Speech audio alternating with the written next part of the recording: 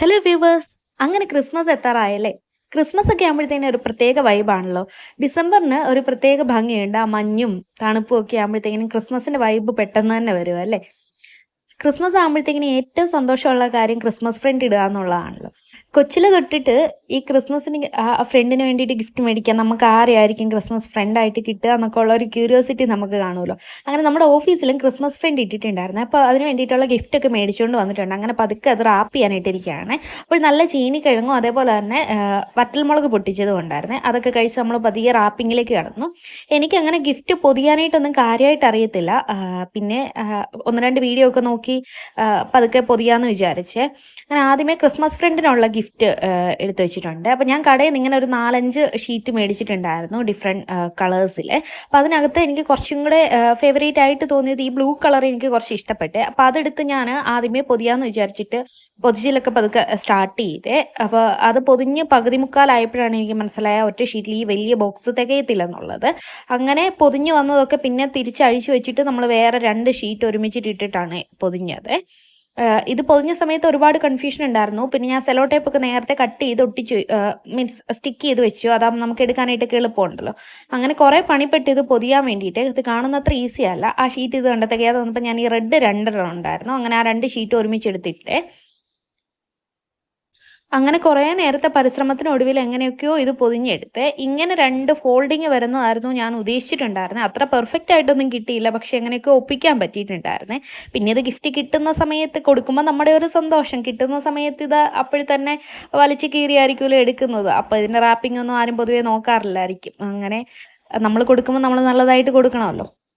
ഈ വർഷത്തെ ക്രിസ്മസിന് അങ്ങനെ പ്രത്യേകിച്ച് അങ്ങനെ ക്രിസ്മസ് ആണെന്ന് തോന്നിക്കുന്ന രീതിയിലുള്ള കാര്യങ്ങളൊന്നും ഇല്ലായിരുന്നു. ആകെ ഓഫീസിൽ കുറച്ച് ഡെക്കറേഷൻസ് ഒക്കെ നമ്മൾ ഡിസംബർ 1 സ്റ്റാർട്ട് ചെയ്തിട്ടുണ്ടായിരുന്നു.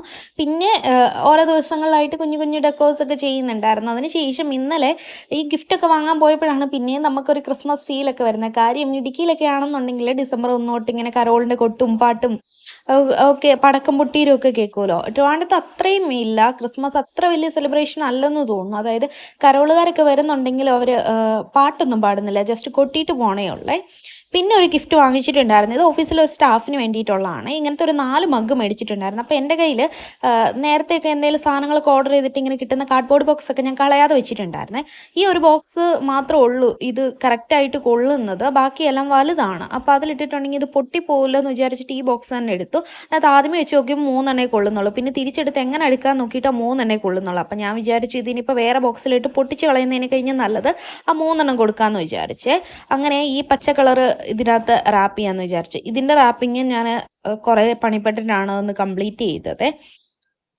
അതപ്പോൾ അത് പൊതിഞ്ഞ് മാറ്റി വെച്ചു. നമ്മൾ സാരിയൊക്കെ ഉടുക്കുമ്പോഴേ കുറച്ച് സാരി ഉടുത്തു കഴിയുമ്പോഴത്തേനും ബാക്കി വരത്തില്ല എന്ന് പറഞ്ഞ പോലത്തെ അവസ്ഥയാണ്. എങ്ങനെ പൊതിഞ്ഞെന്ന് പറഞ്ഞാൽ എത്ര എഫേർട്ട് ഇട്ട് പൊതിഞ്ഞെന്ന് പറഞ്ഞാൽ ഇത് കുറച്ച് കഴിയുമ്പോഴത്തേനും കുറച്ച് പോർഷനൊക്കെ ബാക്കി വരും. പിന്നെ അതിനെയൊക്കെ ഒരു അഡ്ജസ്റ്റ്മെൻറ്റിൽ ഞാൻ ഇതിനകത്ത് ഇങ്ങനെ തിരികെ കൊള്ളിച്ച് എങ്ങനെയൊക്കെയോ ഇത് ഒപ്പിച്ചെടുത്തിട്ടുണ്ട്. കുറേ സെല്ലോ ടേപ്പ് വേണം സാരി ഉടുക്കുമ്പോൾ, കുറേ പിന്നെ ഉപയോഗിക്കുന്ന പോലെ കുറേ സെല്ലോ ടേപ്പ് ഒക്കെ വെച്ച് എങ്ങനെയോ ഉദ്ദേശിച്ച പരുവത്തിലൊക്കെ വന്നിട്ടുണ്ട്.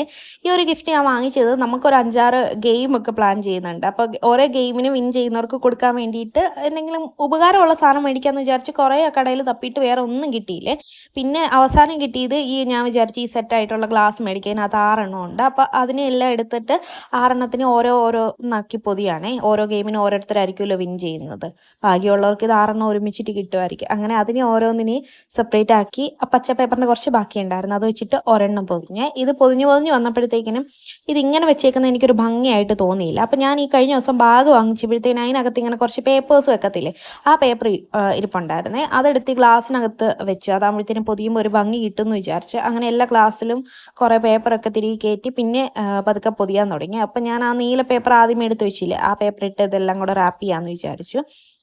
ഇത് കുറേ നേരത്തെ പണിയുണ്ടായിരുന്നു ഇതെല്ലാം കൂടെ പൊതിഞ്ഞ് വരാൻ വേണ്ടിയിട്ട്. ഗിഫ്റ്റ് സെലക്ട് ചെയ്ത് വാങ്ങിച്ചതിലും കഷ്ടപ്പാടായിരുന്നു ഇതെല്ലാം കൂടെ പൊതിഞ്ഞെടുക്കാൻ വേണ്ടിയിട്ട്. എല്ലാവർക്കും സർപ്രൈസ് ആയിട്ട് കൊടുക്കുന്നതുകൊണ്ട് ഞാൻ തന്നെ പൊതിഞ്ഞുകൊണ്ട് പോകണമായിരുന്നേ. അപ്പോൾ ഇങ്ങനെ ഓരോരോ ഗ്ലാസ് പൊതിയാനായിട്ട് അത്യാവശ്യം നല്ല പാടായിരുന്നു. ഇതെല്ലാം പൊതിഞ്ഞ് വെച്ചിട്ടുണ്ട്. ഞങ്ങളൊക്കെ കൊച്ചായിരുന്നപ്പോഴേ ഈ ഡിസംബർ 1 ആകുമ്പോഴത്തേക്കിനും ഇങ്ങനെ കുറി ഇടാൻ തുടങ്ങുമായിരുന്നു. അതായത് കേക്കിൻ്റെ കുറിയില്ലേ, ഓരോ കുറി വീഴുന്നവർക്ക് ഒരു പ്ലം കേക്ക് ഫ്രീ കിട്ടുമായിരുന്നേ. അങ്ങനത്തെ കുറി നമ്മളൊക്കെ ഡിസംബർ 1 ആകുമ്പോഴത്തേക്കിനും ഇങ്ങനെ നോക്കിയിരിക്കും വീട്ടിലേക്ക് അച്ഛൻ കേക്കൊക്കെ ആയിട്ട് വരുന്നതേ. ചിലപ്പോൾ നമുക്ക് ആ 4-5 കുറിയൊക്കെ വീണാൽ 5 കേക്കൊക്കെ കിട്ടും. പിന്നെ ഡിസംബർ 1 ആയിട്ടുണ്ടെങ്കിൽ പ്ലം കേക്കിൻ്റെ ബഹളമായിരിക്കുമല്ലോ. പിന്നെ കുറേ ഓലപ്പടക്കമൊക്കെ മേടിച്ച് മറ്റേ ബീഡിപ്പടക്കമൊക്കെ ഇല്ല, അതൊക്കെ വാങ്ങിച്ച് ഡിസംബർ 1 തൊട്ടിട്ട് നമ്മൾ തുടങ്ങുമായിരുന്നേ. അത് നോക്കുമ്പോൾ ഈ വർഷം വീട്ടിൽ പോകാൻ പറ്റാത്തതിൻ്റെ ചെറിയ വിഷമമുണ്ട്. അതൊക്കെ ഞാനിങ്ങനെ ഗിഫ്റ്റ് റാപ്പ് ചെയ്ത് എന്തെങ്കിലും ഒരു ക്രിസ്മസ് വൈബിൽ ഇരിക്കാമെന്ന് വിചാരിച്ച് ആ വിഷമം അങ്ങനെ തീർക്കാണ്. നമ്മുടെ എല്ലാ ഗിഫ്റ്റും നമ്മൾ പൊതിഞ്ഞ് വന്നിട്ടുണ്ട്. ഇത് പൊതിഞ്ഞ് വന്നപ്പോഴത്തേന് എനിക്ക് ആ ഗ്ലാസ് എല്ലാം കൂടെ എടുത്ത് ഈ ബോക്സിൽ തന്നെ വെച്ചിട്ട് ആ ബോക്സിനെ കൂടെ ഒന്ന് പൊതിയാമെന്ന് വിചാരിച്ചു. അങ്ങനെ അതിനെയും എല്ലാം പൊതിഞ്ഞ് റെഡിയാക്കി എടുത്തിട്ടുണ്ട്. അത്രയേ ഉള്ളൂ. നമ്മുടെ ഒരു കുട്ടി വീഡിയോ ഇഷ്ടപ്പെട്ടെങ്കിൽ ലൈക്ക് ചെയ്യുക, ഷെയർ ചെയ്യുക, സബ്സ്ക്രൈബ് ചെയ്യുക. താങ്ക്